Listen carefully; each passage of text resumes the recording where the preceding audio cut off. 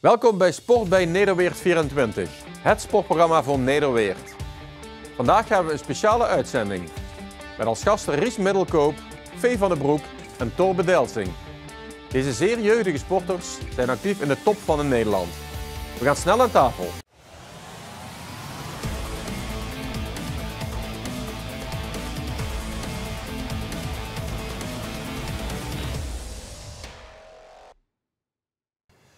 Torbe, Vee en Ries, van harte welkom bij een nieuwe uitzending. Een speciale uitzending. Voor het eerst met, kinderen mag ik misschien niet zeggen, ik ben nog bijna volwassen, maar ja. In ieder geval met jeugdige sporters. Leuk dat jullie er allemaal zijn. We gaan weer starten met 10 stellingen voor iedereen. Jullie weten hoe het werkt? Ja. Torbe, we beginnen nu bij jou. Kwadrant of basisschool Butschop? Kwadrant. Voetbal of tennissen?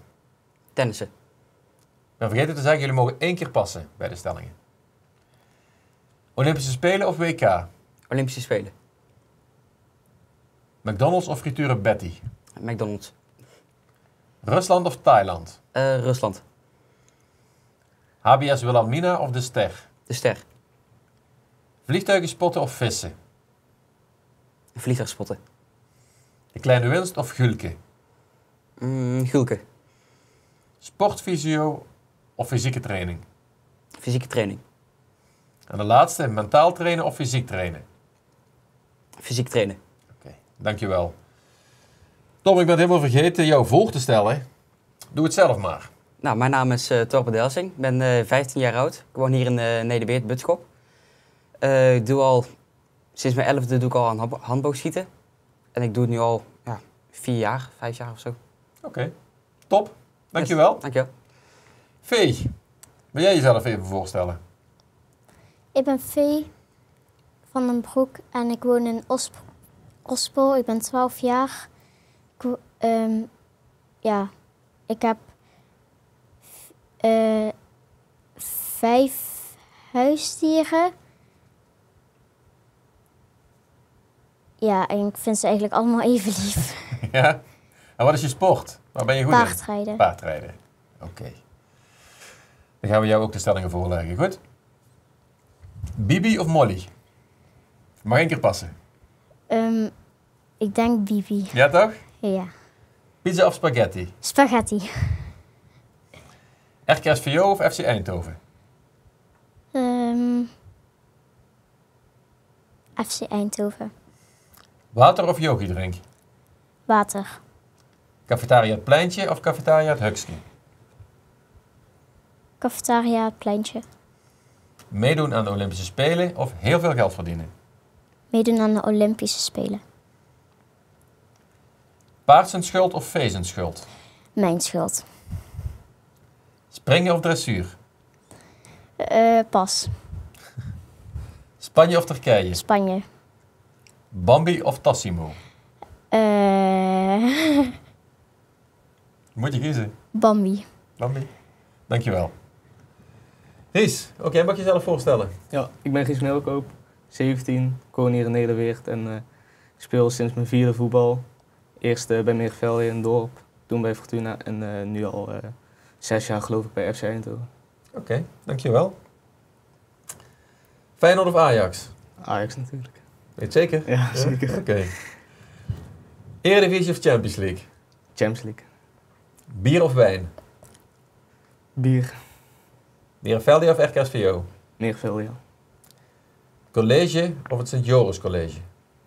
Sint-Joris College. Wintersport of zomervakantie? Zomervakantie. Gezond eten of snacken? Gezond eten. Gamen of voetballen? Voetbal. Water of cola? Toch water. Janne of Noor? Pas. Dacht ik al. Dankjewel. Tom, we komen weer terug bij jou. Ik hoorde van je moeder dat jij in 2019 pas bent begonnen met handboogschieten. Voor de meeste mensen is handboogschieten natuurlijk een redelijk onbekende sport.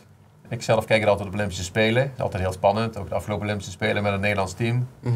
Hoe ben je daarbij bij gekomen? Er was een keertje een sportprogramma in Ospel. Kon je allerlei activiteiten doen. En één daarvan was boogschieten.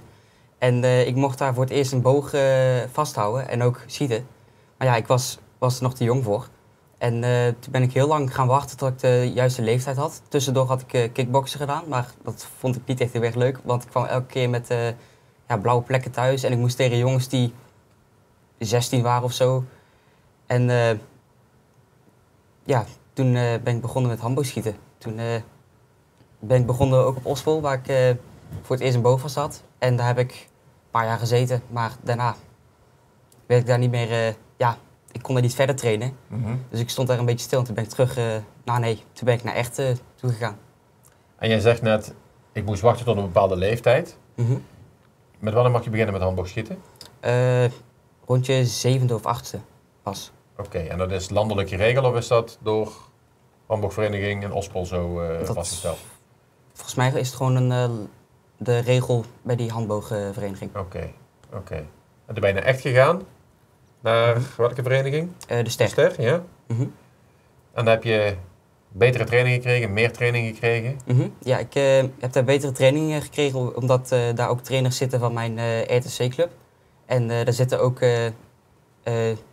vrienden van mij zitten daar ook. Dus het is ook veel gezelliger daar in plaats van met oudere mensen daar zitten.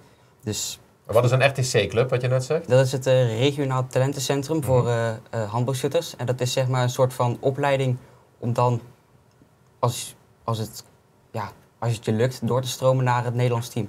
Oké. En je bent, moet ik even spieken, 15 jaar oud. Hoe kom je in echt? Met je ouders, denk ik. Ja. Dat is een hele opgave natuurlijk, als jij een paar keer per week naar echt moet voor trainingen. Ja, dat is inderdaad wel... gaat inderdaad wel wat geld weg voor benzine, ja. Ja, geloof ik. Want je hebt niet alleen trainingen om handboog te schieten, maar ook fysieke trainingen, neem ik aan. Mentale training hoor ik van je moeder. Leg dat eens uit. Ja, ik train in Weert bij Fit 35. En daar doe ik elke woensdag fysieke training.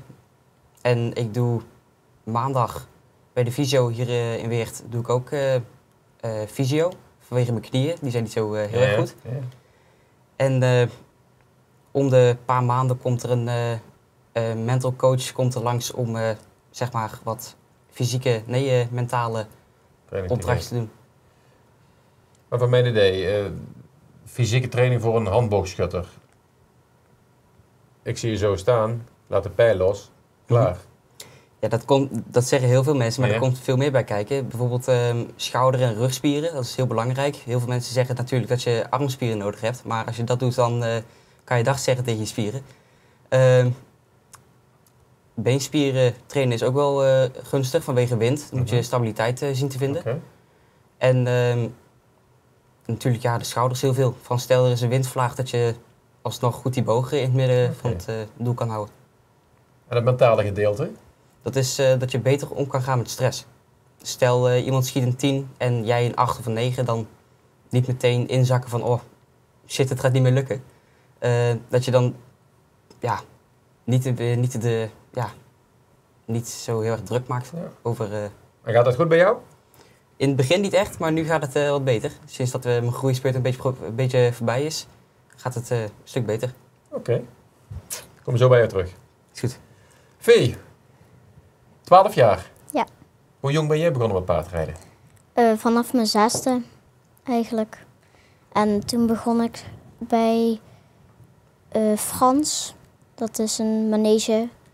En ik wou altijd op de pittigste ponies. Want ik vond het echt wel leuk. En ik heb er speciaal eigenlijk om gekozen omdat ik het een beetje over wou nemen van mama. En omdat ik het zelf heel leuk vind om met dieren te werken. Is mama die ook paardrijden? Ja, heel hoog niveau. Maar ik denk dat jij nu al beter bent dan mama vroeger, toch? Dat weet ik niet. Weet je niet? Nee. En je kreeg Bambi, of je hebt nu Bambi? Ik heb Bambi nu. En waarmee ben je begonnen? Ik heb mijn eerste pony gekregen op mijn communie. En die heette Mrs. En die heb ik ongeveer 2-3 jaar gehad. En toen heb ik nog andere ponies voor iemand anders gereden. En nu heb ik weer mijn eigen pony. Bambi. En Tasmo. Dat is Bambi. En, inderdaad. En jij hebt je prijzen gewonnen tot nu toe met dressuur. Ja. Maar je kon net niet kiezen tussen springen en dressuur. Vertel eens, heb jij vroeger ook gesprongen of moet je die keuze nog gaan maken later? Ik moet eigenlijk de keuze nog gaan maken later. Heb je al gesprongen met paarden? Ja, deze week nog. Deze week nog? Ja. Doe je dat al lang of doe je langer dressuur? Lange dressuur. En daar ben je beter in als met springen? Ja, veel beter. Veel beter. En waarom toch de twijfel dan? Ja, ik vind springen eigenlijk leuker, maar dressuur is belangrijker. Want? Ja, dressuur dat is belangrijk, want dat is de basis van alle onderdelen. Oké. Leg eens uit. Probeer eens uit te leggen. Bij dressuur moet je bepaalde gangen doen die je in het springen ook nodig hebt. Bijvoorbeeld voorwaarts en achterwaarts. Je moet voorwaarts en terug kunnen rijden als je niet uit zou komen voor een hindernis. Oké. Ja. Duidelijk. En een paardonderhoud is natuurlijk heel duur. Toch? Ja. Heb jij sponsoren? Niet echt. Ja, ik heb 1 sponsor, soort van. Ja, dat is ook de baas van mama. En daar staat mijn pony ook. Oké. Vertel daar eens over. Is dat ook een paardenfan, paardenliefhebber? Een heel klein beetje. Is dat Chantal? Ja, Ja, Chantal Joosten, toch? ja, Oké, en dan werkt mama en zij doet jou sponsoren? Ja. Oké. Leuk, toch? Ja. Kom ik zo bij jou weer terug. dat is goed. Ries, Ja.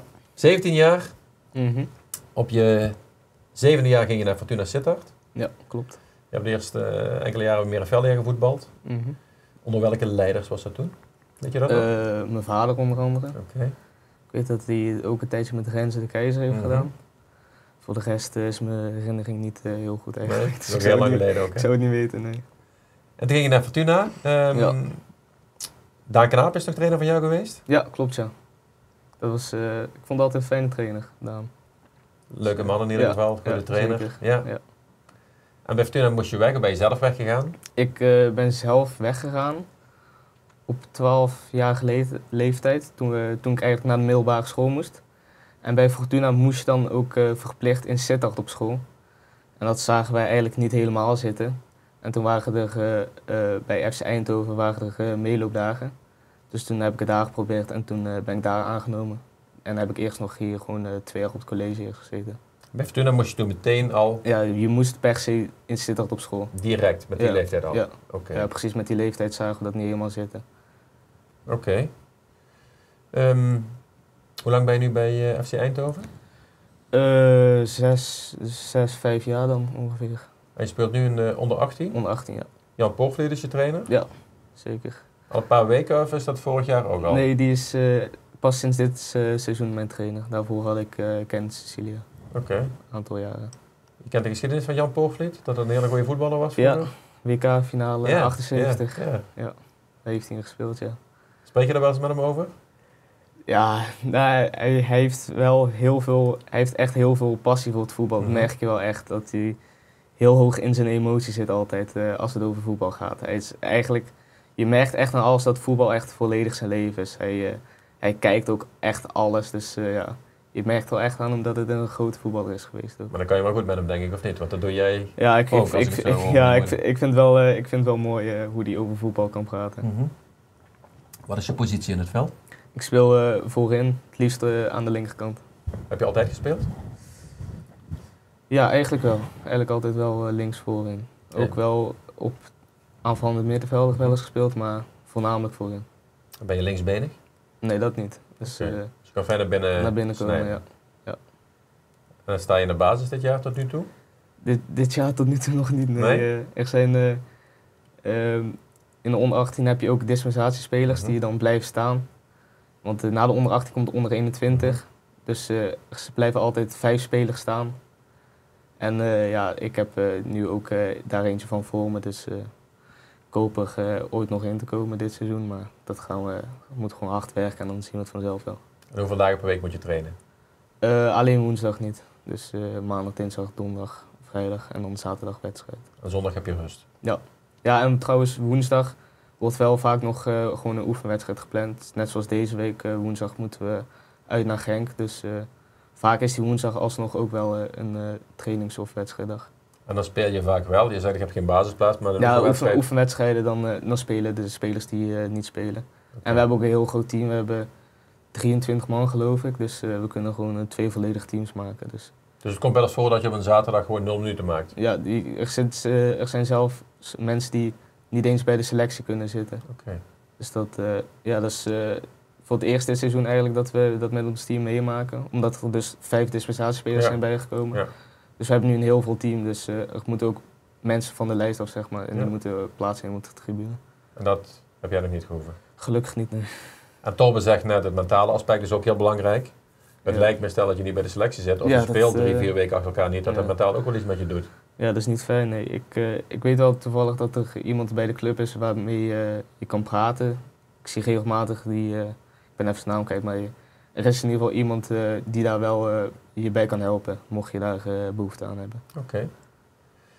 En je zegt net, ik train 4 keer in de week, 1 dag wedstrijd. Ik zie je ook zelf regelmatig Ja. bij Anytime Fitness. Ja, klopt, ja. Is dat een opdracht van de club of heb je zelf dat initiatief Nee, genomen? dat is niet een opdracht van de club, maar je merkt wel om je heen, dat is gewoon iets wat eigenlijk iedereen doet. Als jij het niet doet, dan loop je achter op de Ja. rest. Dus je wil minimaal even sterk zijn als de rest, dus je gaat gewoon voor jezelf trainen. En FC Eindhoven heeft die faciliteiten niet? Ja, ook wel. We trainen sinds dit jaar ook op dinsdag hebben wij krachttraining, na of voor de training. Mag je zelf kiezen wanneer je komt. En dan zijn er ook persoonlijke trainers die een schema voor je hebben. En dan train je ook 1 keer in de week bij Eindhoven Kracht. Oké. Torben, komen we weer bij jou. Recurve heren onder de 18. Ja. Vertel. Dat is voor mij abacadabra. Recurve is zeg maar een type boog wat je hebt. Je hebt ook compound, maar dat is meer voor de jacht en zo. Maar je kunt het ook voor competities en zo gebruiken. En een recurve is gewoon een normale boog met gewoon een vizier en stabilisatoren. En ja, onder de 18 is gewoon een leeftijdscategorie. Oké.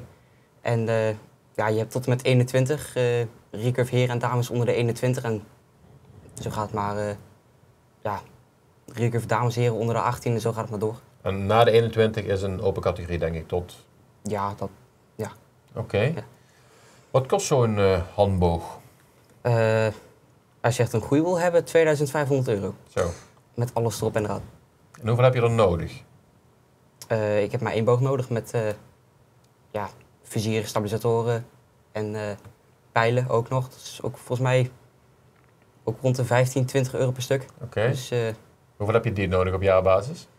een set is 12. Ik heb er nu 10. Oké. En met wedstrijden krijg je pijlen of moet je die zelf meenemen? Koop je zelf, want die zijn helemaal op je lichaam, op je boog afgesteld en ook Oké. op je treklengte. Oké. Dus nee, je krijgt niet pijlen bij een wedstrijd. Neem je zelf mee. En worden die van tevoren ook gecontroleerd? Of dat je naam erop staat of dat er een nummer op staat. Ja. Want je moet hem zelf maken natuurlijk. Als de veertjes kapot zijn, moet je hem ook meteen vervangen. Ja. Ja, daar kijken ze alleen naar. Gewoon of dat je een naam erop hebt en een nummer. En het is een kostbare sport dus. Je hebt Zeker. wel sponsoren, heb ik begrepen. Ja, eentje. Vertel. Dat is een boogschietwinkel in Echt. Oké. Ben ik volgens mij een weekje of ben ik nu daar sponsor. Ja, Mag de naam noemen? Misschien wel leuk voor die meneer. VBS Archery. Oké. Dat heb je op je shirt staan ook. Ja. Leuk. Oké. Jeugd. Schieten die vanaf een bepaalde afstand? Is dat hetzelfde als bij volwassenen of is dat dichterbij? Volwassenen schieten op 70 meter. Ik schiet nu op 60 meter. En dat is bij een NK dan. En bij een Vita, dan schiet je in mijn categorie 60, 40 en 30 meter. Wat is een Vita? Dat is een wedstrijd. Dan schiet je ook tegen andere Oké, ETC's oké. en andere mensen. Mhm. En als ik zo'n Olympische Spelenwedstrijd kijk, Mhm. die schieten op 70 meter. Ja. Dus jij bent er nog 10 meter van verwijderd. Ja. En train je wel eens op 70 meter? Of? Heel af en toe. In mijn leeftijd is het nog niet nodig. Maar ik ben af en toe wel eens een keertje mijn vizier aan het Proberen. zetten dat is de stand. Het gaat niet echt heel erg goed nog op 70 meter. Ik ben totaal niet gewend, maar het gaat de goede kant op. En vanaf wanneer moet je 70 meter schieten? Vanaf 21? Volgend jaar heb ik nog 1 jaar op 60 meter en daarna moet ik Oké. 70 gaan schieten. Oké. Tweede plaats op het NK in Den Bosch, als ik het goed heb, in 22. En tweede op het NK in Almere. Klopt dat wat ik zeg? Ja, Almere klopt. En ja, Den Bosch ook. Ja. 2 keer tweede? Ja. Eerste was niet mogelijk of was het nipt? Ja, in Den Bosch was het gewoon even...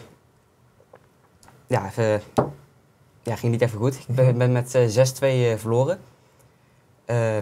Ja, dat was ook een jongen wat volgens mij flink wat ouder was dan mij toen.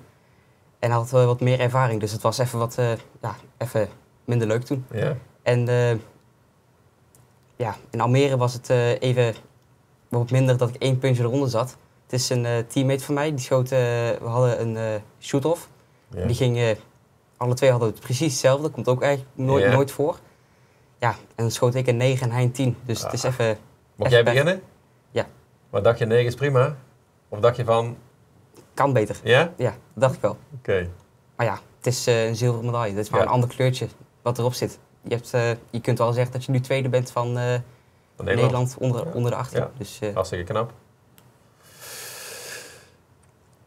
Vee, jij bent wel Nederlands kampioen, hè? Ja. Al vaker dan 1 keer? Helaas niet. 1 keer geworden nu, pas geleden. Ja. Waar was dat? In Ermelo. In Ermelo. Ja. Zo, dan moet je ver gaan. Ja, 2,5 uur. Zo. En als je zo'n wedstrijd hebt, blijf je daar ook slapen of ga je elke dag op en neer? We waren aan het twijfelen of we daar een hotel dichtbij konden krijgen, maar dat lukt helaas niet. Dus we moesten op en neer. Maar toch kampioen geworden. Ja, Heb je dus veel het is niet concurrentie? voor niks. Zeker niet. 12 volgens mij. 12 concurrentes in jouw leeftijdscategorie, ja? Oké. En ben je veruit de beste of is het nipt dat je gewonnen hebt? Nee, echt wel. Ver vooruit. Ja. Ja? Fijn. En wat ik straks al zei, je vader en moeder moeten er natuurlijk veel voor doen en veel voor laten. Want je hebt ook nog een broer en een zus en Een broertje. een broertje. Ja. En die speelde ook op hoog niveau, tenminste. Ja, Jouw broer of broertje? mijn broertje. En hoe doen je ouders dat met de tijd? Nou, meestal gaat Nick gewoon werken. Dat is mijn oudste broer. Mhm.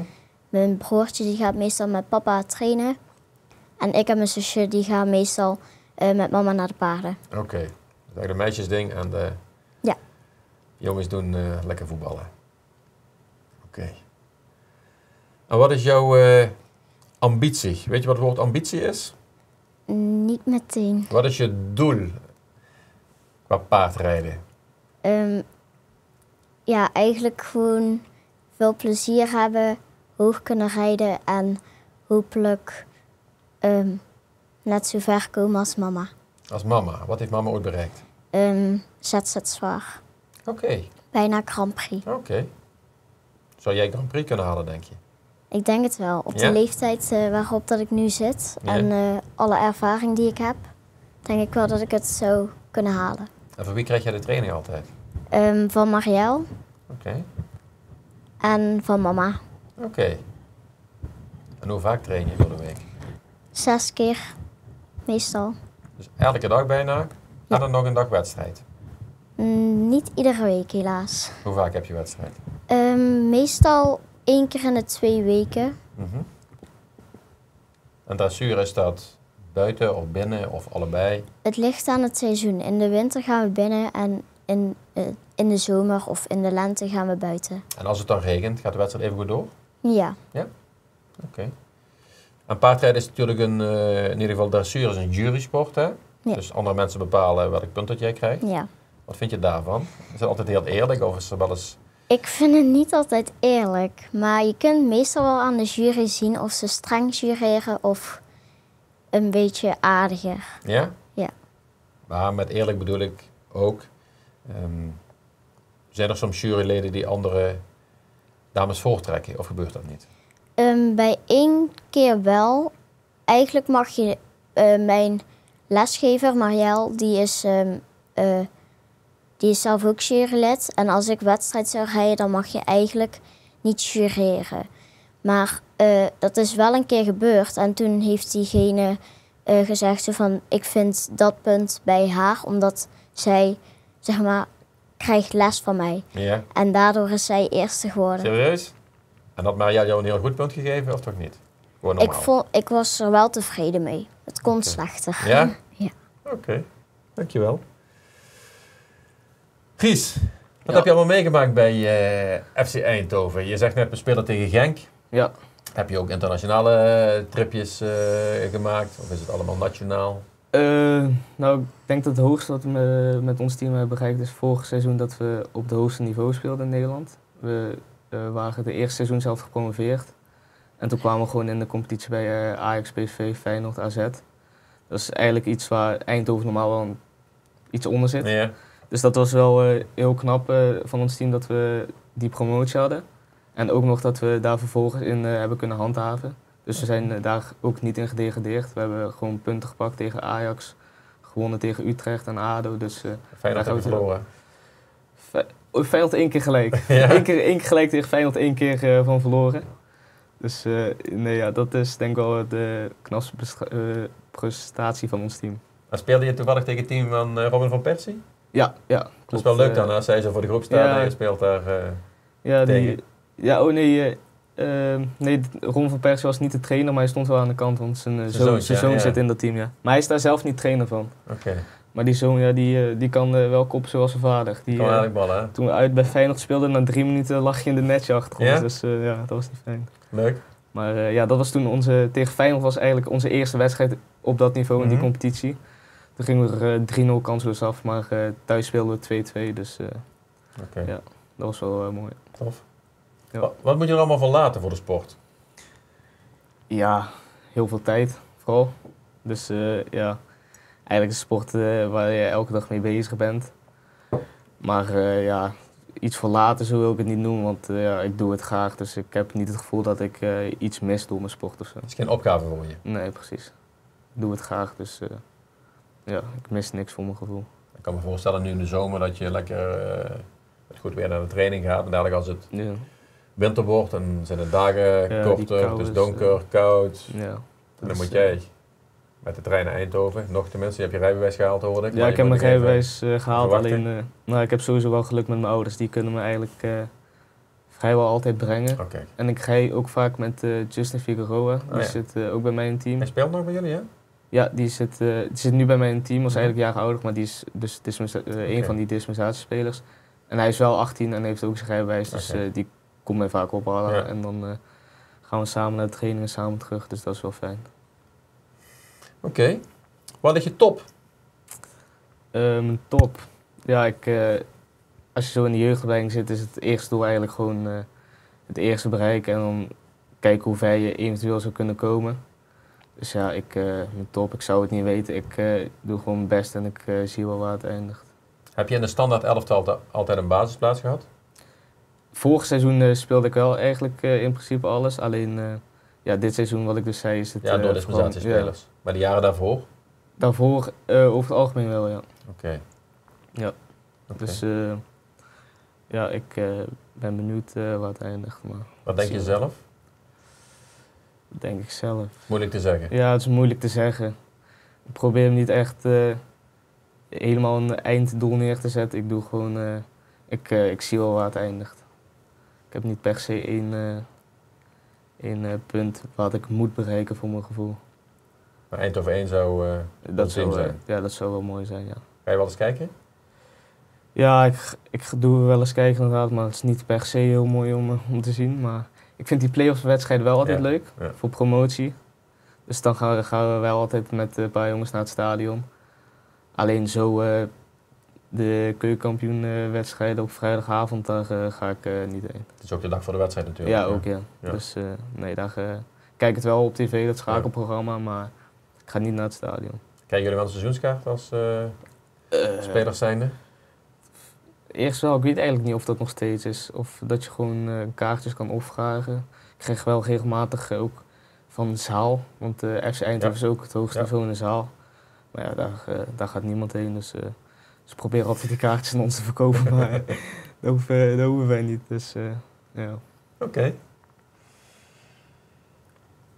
Wat is jouw doel? Team NL bereiken. Eerst het RTC afmaken, trainers trots maken en doorstromen naar het Nederlands team. En daar keihard trainen en dan de Olympische Spelen bereiken. Is het haalbaar? Ja, voor mijn gevoel is het haalbaar. Als ik goed mijn best doe en niet opgeef, dan is het misschien wel zeker haalbaar. Want je bent nu tweede van Nederland geworden. In een bepaalde leeftijdscategorie. In de leeftijdscategorieën daarboven. En daarboven en daarboven heb je natuurlijk ook allemaal toppers. Waar onderscheid jij je ten opzichte van alle andere spelers, denk je? Hoe bedoel je? Waardoor jij wel de top gaat halen en andere spelers niet. Want er is natuurlijk heel veel concurrentie. Ja, Heeft dat met bepaalde techniek te maken, Ja. met een stukje doorzettingsvermogen, met... doorzettingsvermogen en techniek. Oké. Dat wel. Want heeft iedereen een andere techniek met handboogschieten? Ja, de ene laat zijn boog niet bijvoorbeeld uit zijn handen vallen. Dat moet je ook doen met die techniek dan natuurlijk. Ja. De ene lost niet goed vergeleken met de andere. Dus iedereen heeft wel zeker een... Bepaalde techniek? ja, precies. Oké. En wat is jouw techniek? Goed naar achter lossen, boog uit de hand laten vallen. Arm recht houden als de pijl wegvliegt. En zo recht mogelijk blijven staan. Dus niet een beetje naar voren of zo. Ja, Of ja. mijn voet anders laten staan. Dus eigenlijk kaarsrecht. Oké. Wat is je gemiddelde score, of kan je dat niet zeggen? Meestal een 8,8 of een 9,2 gemiddeld. En als je de absolute top wil halen in Nederland, wat moet je dan gemiddeld halen? 9,8 of zo. Of je hebt ook toppers die op indoor alleen maar 10 schieten. Dus Omdat er geen wind is, bijvoorbeeld. ja, zwaardere boog, pijlen vliegen sneller. Dus het is gewoon makkelijker, zeg maar, voor hun. Maar je zegt zwaardere boog. Is indoor een zwaardere boog als outdoor? Nee, dus ook qua leeftijd. Als ik zeg maar nu met een hele zware boog zou schieten, zou ik over een jaartje of zo geen goede schouders meer hebben. Oké. Dus het ligt ook echt aan je lichaam wat hij aan kan en zo. En zit er een maximumgewicht aan? Of? 40, 50 pond is het maximum ongeveer. Oké. Ligt eraan wat je lichaam aan kan. Oké. Kan je met je sport geld verdienen in de toekomst? Of is dat onmogelijk in de Dat handbalsport? kan wel. Ja? Als je sponsoren hebt of je hebt een manier gekregen om geld te kunnen verdienen, dan is het zeker mogelijk. Oké. VJ, wil jij van je hobby je beroep maken? Ja, eigenlijk is dat wel echt mijn droom. Ja? Ja. Gaat dat lukken, denk je? Ik denk het echt wel. Ja? Ja. Ben je zo goed? Ik vind zelf dat ik best goed ben voor mijn leeftijd. Mhm. En je concurrenten zullen ook zo denken, denk ik, of niet? Ik denk het wel. En wat onderscheidt jou met jouw concurrenten, met de andere dames waar je tegen rijdt? Ja, eigenlijk probeer ik gewoon mijn best te doen en gewoon een goede en ja, vooral lachen. Vooral lol maken, Ja, dat is belangrijk, hè? ja. En je noemde net 2 paarden op. Dat is ook belangrijk natuurlijk, hè, welk paard je rijdt. Ja. Stel, dit paard is te oud of jij wordt te groot voor dit paard, dat kan toch, hè? Ja. Dan krijg je een nieuw paard en die moet je weer helemaal optrainen, toch? Ja. Is het ook afhankelijk van het paard hoe goed jij wordt of ligt het echt puur aan jezelf? Alle twee een beetje. Als je een paard hebt die eigenlijk alleen maar kan springen, dan heb je er eigenlijk... Als jij dan dressuur wil gaan doen of western of... Ja, je kunt van alles opnoemen. Dan kom je niet ver. Oké. En jullie zoeken een paard uit, denk ik, toch? Ja, meestal gaan we wel kijken. Want als je gelijk zegt zo van... Oh, die vind ik leuk. En dan heeft hij dadelijk iets. En dan kun je hem ook niet in één keer terug gaan brengen. Zo van, hier heb je je paard weer. Hij heeft iets, dus hier mag je hem weer hebben. Dat kan niet. Nee. Nee. En een paard kan je ook verzekeren, toch? Maar dat kost heel veel geld volgens mij, of niet? Ja. Ja. En stel dat dit paard... Zeg de naam nog eens.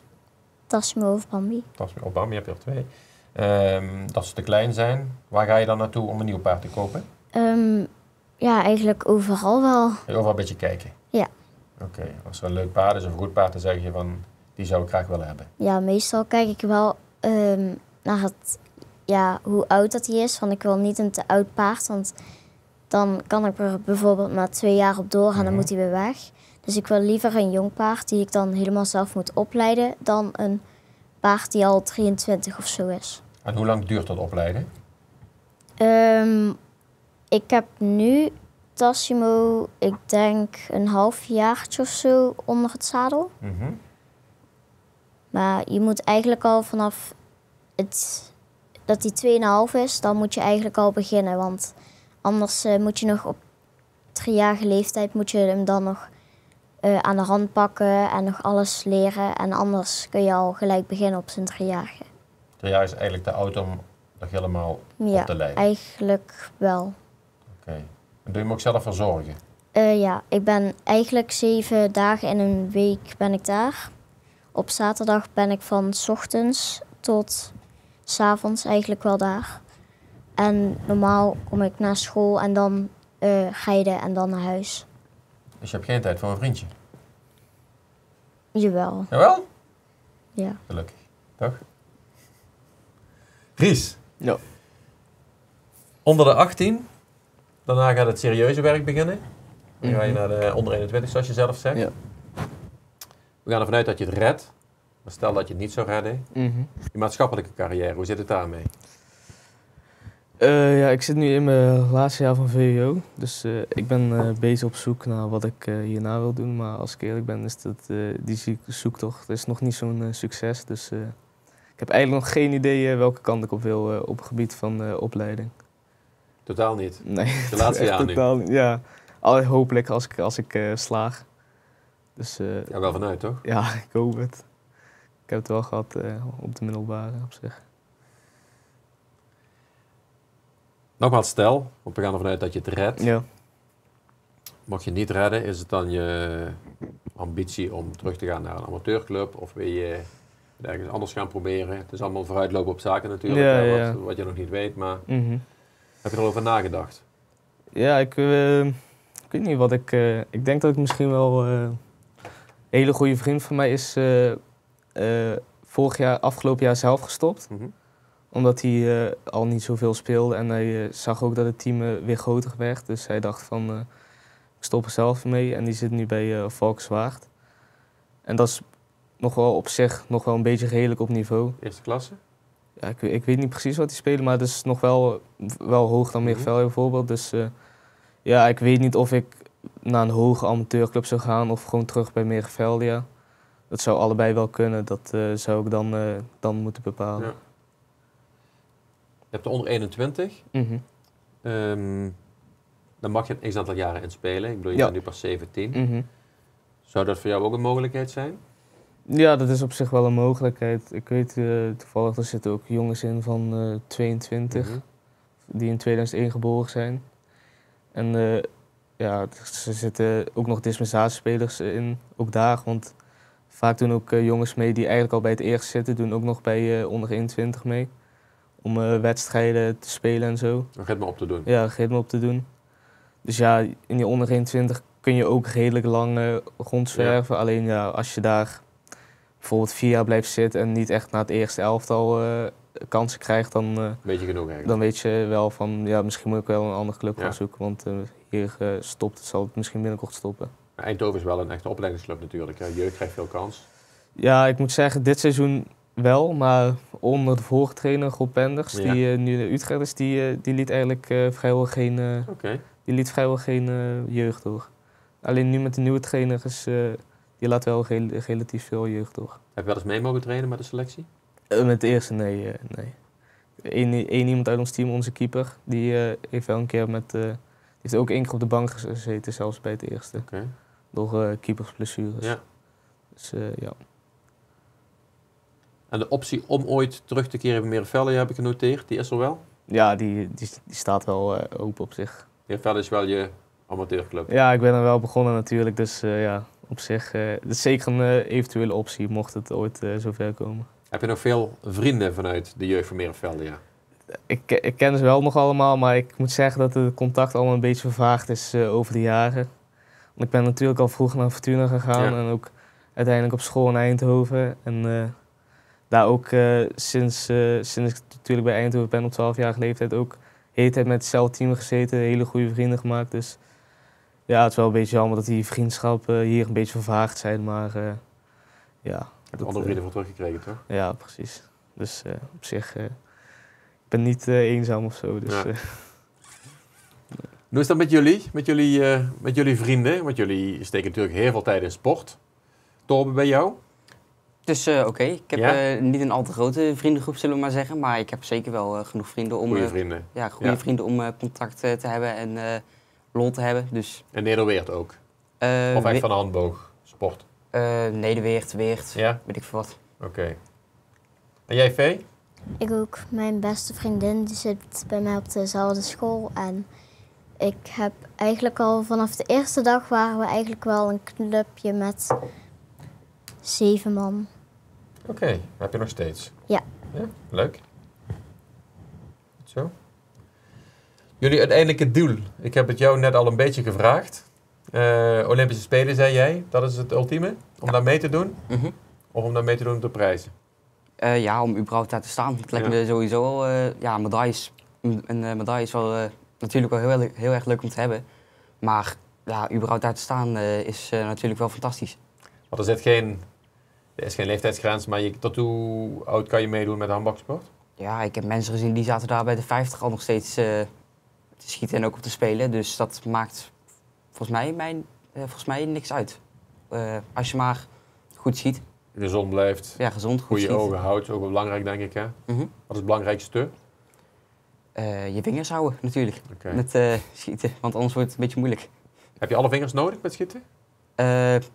Ja, om je boog op te vangen tijdens als je geschoten hebt, dan is het wel handig om je vingerstand te hebben. Maar leg eens uit, je boog op te vangen. Als je schiet, de boog schiet uit je vingers, Ja. uit je hand.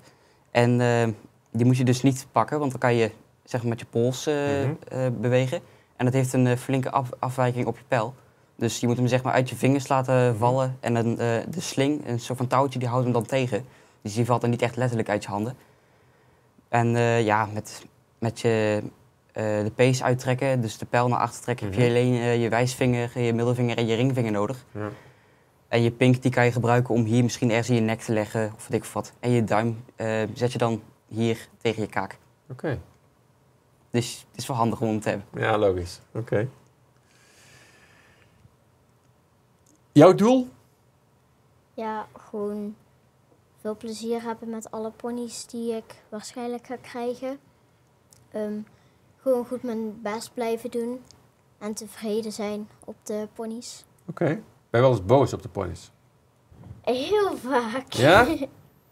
Ja. Maar je zegt net zelf, het ligt aan jou vaak, toch? Ja. En niet aan de ponies? Nee. En ga jij ook met de Olympische Spelen meedoen?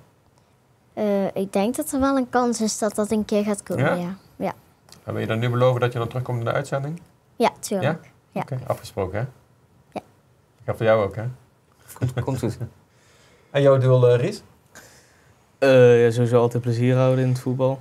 Dat is denk ik het belangrijkste. En ja, het mooiste zou ik denk ik vinden om in Spanje te voetballen. En daar te wonen. Lekker weer, lekker eten. Dus dat lijkt me het mooiste.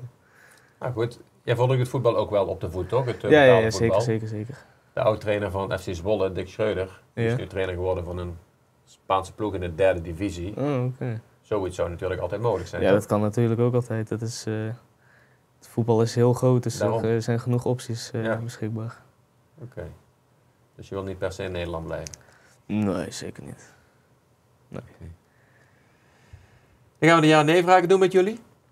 Jullie mogen allemaal weer 1 keer passen. Torben, we beginnen bij jou. Merle. Merle? Merle. Zeg je nu iets fouts? Dan kijk even snel naar moeder. Merle, sorry. Ja. Knieën uit de kom. Nee. Scandinavië. Marine. Ja. Pestgedrag op school. Nee. Frank Baats van Buggenum sportte echt. Ja. Rini Vaas. Ja. Vriendin. Nog niet. Komt. Groeispurt. Ja. Sjoerd en René. Ja. Dankjewel, Torbe. Mhm. Vee. Kom weer bij jou. Stalwaat Kamperheide. Ja. Vlugel. Ja. Drink je al vlugel? Nee. Af en toe. Soms. Philips van Hoornen. Ja. RKSVO 4. Ja. Te veel op je telefoon zitten. Ja. Andere hobby's buiten paardrijden. Nog niet. Isa Konings. Ja. Een vriendje. Nog niet. Olympische Spelen. Ja. Springen in plaats van een dressuur. Nee. Dankjewel. Ries, voor jou de ja-nee-vragen? Ja. Pluto. Ja. Fortuna Sittard. Ja. Alcohol. Nee. Een vriendin. Ooit. Slapen met ballen in plaats van met knuffels in je jeugd. Ja, dat heb ik al gedaan, ja. Zoe en Jaden.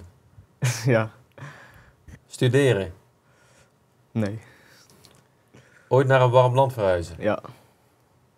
Anytime Fitness. Ja. Moeder Suzanne.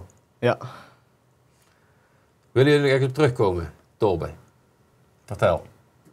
Ja, bedoel je terugkomen met dit of? Ja, dit gesprek. Wil je nog eens op terugkomen waar we het over hebben gehad? Of was alles wel duidelijk? Heb je alles gezegd wat je wilde zeggen? Alles was wel duidelijk. Ja. Ja? Mhm. Vind jij? Ja. Mag ik Alles op was terugkomen? duidelijk. Alles duidelijk? Ja. Ja. Ja, voor Chris? mij ook. Dan wil ik jullie alle drie hartelijk bedanken Ja. voor jullie komst naar de studio. En veel succes wensen in de toekomst. Dank u wel. Dankjewel.